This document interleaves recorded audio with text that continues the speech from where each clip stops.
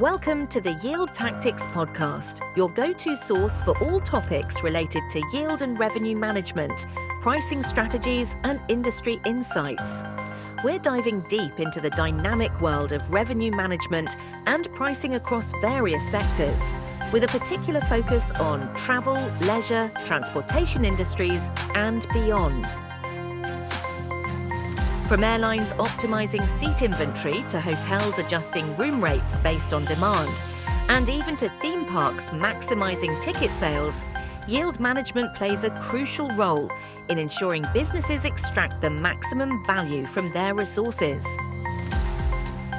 Joining us are Yield Tactics senior consultants and partners, industry experts, thought leaders, and pioneers in the field of revenue management, who will share their expertise, experiences, and innovative strategies to help you stay ahead in this ever-evolving landscape. This podcast is brought to you by Yield Tactics and Airline Tactics, the foremost consulting firm specializing in revenue management and pricing, serving clients worldwide.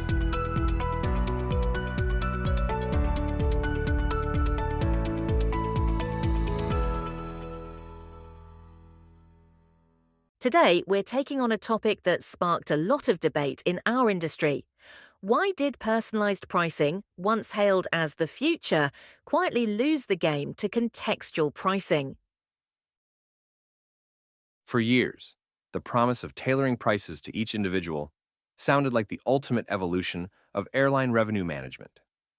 More precision, more conversion, more yield. But the reality turned out to be a lot more complicated, legally, operationally, and commercially. In this episode, we'll unpack why personalized pricing didn't live up to the hype, how contextual pricing stepped in as the smarter alternative, and where pricing strategy is headed next. The rise of personalized pricing. Let's rewind a bit. Personalized pricing didn't come out of nowhere. It started showing up in retail, streaming, ride-hailing, anywhere companies had user data and the ambition to squeeze out a bit more margin. The logic was seductive. If you know who the customer is, you can figure out how much they're willing to pay. Simple in theory. So airlines thought, hey, we have loyalty data, we have search behavior, we know your past routes, your preferences. Let's use that. The idea was that if someone regularly books business class or always flies last minute, maybe we show them slightly different price points. Or maybe we customize the offer, different ancillaries, bundles, upgrades. And with AI and machine learning thrown into the mix, it all sounded very cutting edge. Internally, the pitch was strong. It promised precision, better conversion, and a way to go beyond traditional segmentation. No more fair fences or static rules, just dynamic, individualized offers. It was supposed to be the future of revenue management. No more blunt tools, no more guesswork. Just the perfect price for the perfect customer at the perfect time. And to be fair, it sounded right on paper. But in practice, things started to break down. Why it didn't work. So, where did it go wrong? The biggest issue? Manipulation, or rather, the perception of it. When you base your pricing logic on things like loyalty status, browsing history, or whether someone's on an iPhone versus a Chromebook, you open the door to gaming. Customers catch on. They start comparing prices across devices, using incognito mode, clearing cookies, switching browsers, not because they're hackers, but because they've learned the system isn't neutral. And once people think prices might change depending on what they do, trust evaporates. You've now trained your customer to become a tester, not a buyer. That's a big hit to revenue integrity, which, in revenue management, is sacred. You want your pricing structure to be predictable, traceable, and hard to manipulate. Personalized pricing chips away at that. The more you base price on soft variables, stuff customers can influence, the more unreliable your demand signals become. Now you're not measuring demand anymore. You're just measuring tactics. And that's just the commercial side. Let's talk legal. In Europe especially, personalized pricing runs into limits. Not because different prices are illegal, but because all customers within the EU must have equal access to the same fare offers under the same commercial conditions. You can absolutely charge different prices based on objective factors like booking lead time, minimum stay, or origin destination. That's standard revenue management. But if access to a fare is restricted based on personal data, like device type or browsing history, and those factors aren't tied to the fare conditions themselves, you could be in breach of EU consumer protection law. It's not just a legal technicality.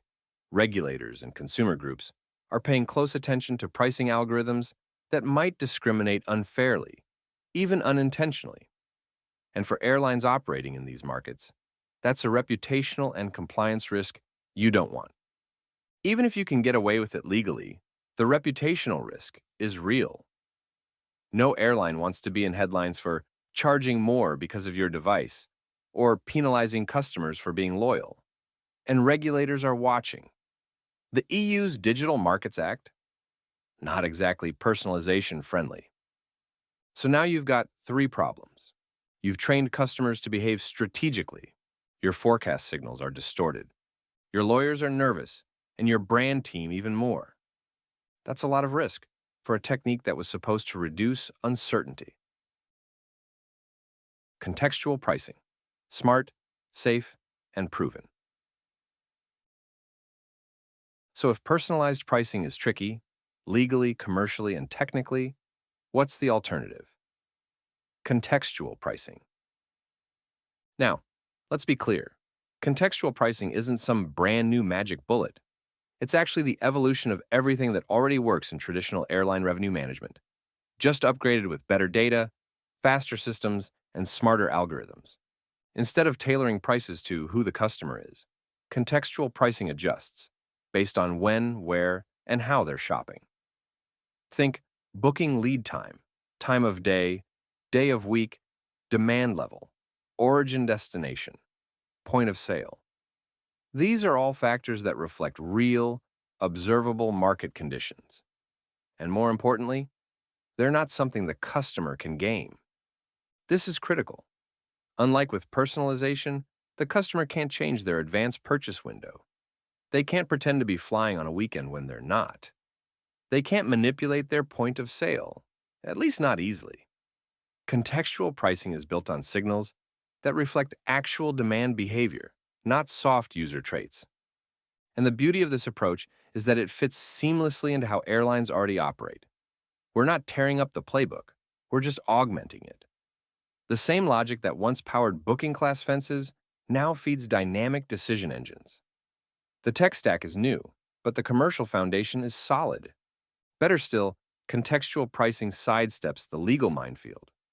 Regulators don't care if you charge more on Fridays or for bookings made 2 days before departure. That's fair game. It's rational. It's aligned with historical practice. You're not discriminating.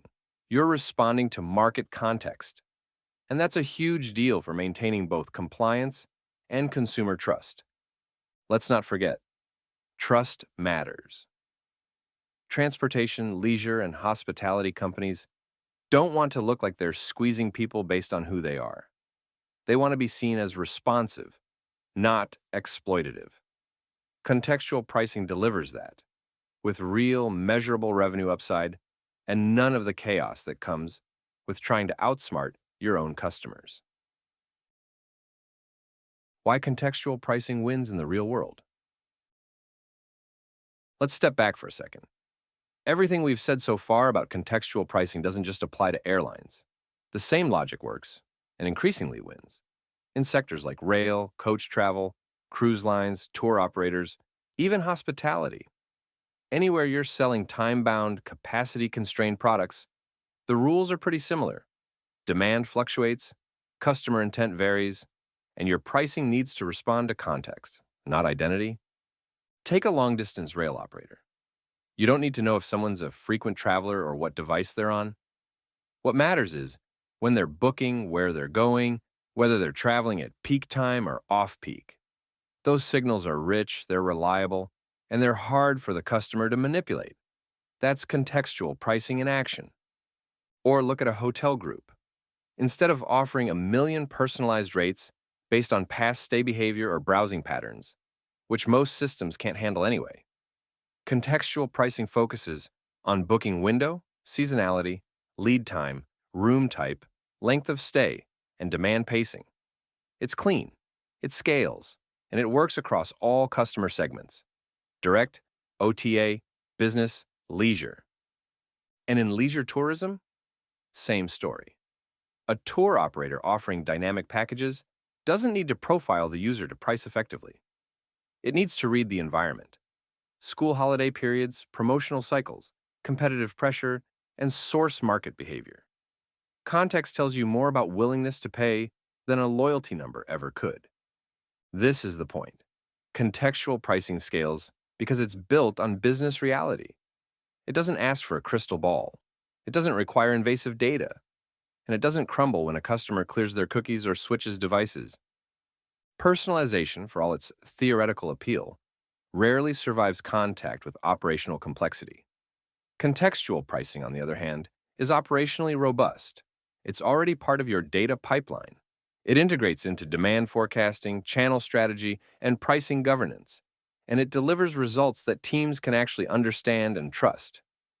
Because here's the truth: no one wants a black box pricing engine that works 80% of the time and blows up the rest. What they want is consistency, predictability, and control. Contextual pricing gives you that, whether you're filling planes, trains, rooms, or tour buses.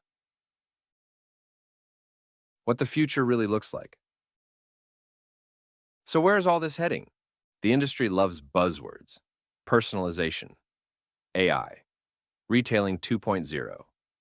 But the truth is, the future of pricing, especially in transport, tourism, and hospitality, won't be about dazzling gimmicks. It'll be about discipline, context, and clarity. Personalized pricing will still have a role, sure, but it won't be the main lever. Most players will pivot toward offer personalization, not price personalization. That means tailoring what's shown: ancillaries, upsells, bundles, without changing the base price for the same seat or room based on who the customer is. That's a safer bet. You avoid legal headaches, keep customer trust, and still drive conversion. Meanwhile, contextual pricing becomes your backbone. It's not flashy, but it's effective. It aligns with how customers actually behave. It's legally defensible in all major markets. And maybe most importantly, it can be explained to a pricing analyst, a commercial director, and a regulator in the same sentence. That's rare. As tech evolves, contextual pricing will get sharper. Expect more real-time signals, tighter integration with inventory and demand systems, and better micro-adjustments across channels. But the philosophy stays the same: price the moment, not the person. For many operators, airlines, hotel chains, train companies, cruise lines, this is actually good news. You don't need to rip everything out. You just need to shift the lens. Move from trying to predict who the customer is to understanding what context they're in. Because in the end, pricing isn't about knowing someone's name. It's about reading the market and responding fast without losing control. That's how you protect margin, stay compliant, and still grow revenue. And that's what modern revenue management should be about. To wrap up, personalized pricing sounded like the holy grail, tailoring prices to each individual and squeezing out every last euro. But in reality, it's a messy game full of risks: revenue leakage, customer pushback, legal hurdles, and operational chaos. Contextual pricing offers a smarter, cleaner, and more reliable path. By focusing on the environment around the purchase, timing, demand, channel, booking conditions, it keeps your pricing stable, compliant, and aligned with real business drivers. Whether you're running an airline, a train network, a hotel chain, or a leisure operator, contextual pricing scales and performs. It respects customer trust, protects your margins, and makes your revenue management far more predictable. So if your pricing strategy still leans heavily on personal data and guesswork, it might be time to rethink. The future belongs to those who price the context, not just the customer.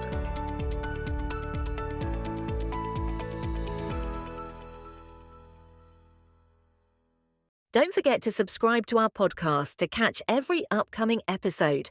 And if you have any questions, comments, or topics you'd like us to cover, feel free to reach out to us. Stay connected with us on LinkedIn and visit our websites yieldtactics.com and airlinetactics.com for more exclusive content and information about our consulting and training services. From our websites, you can download the Yield Tactics magazine for free, featuring in-depth articles covering topics such as organizational transformation, advanced pricing techniques, marketing, revenue optimization, and distribution.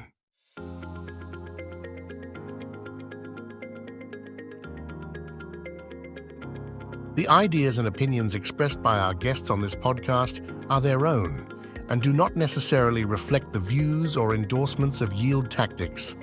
Also, when we mention specific companies or products, it's important to note that such references do not constitute an endorsement by Yield Tactics, nor do they imply any business relationship between us.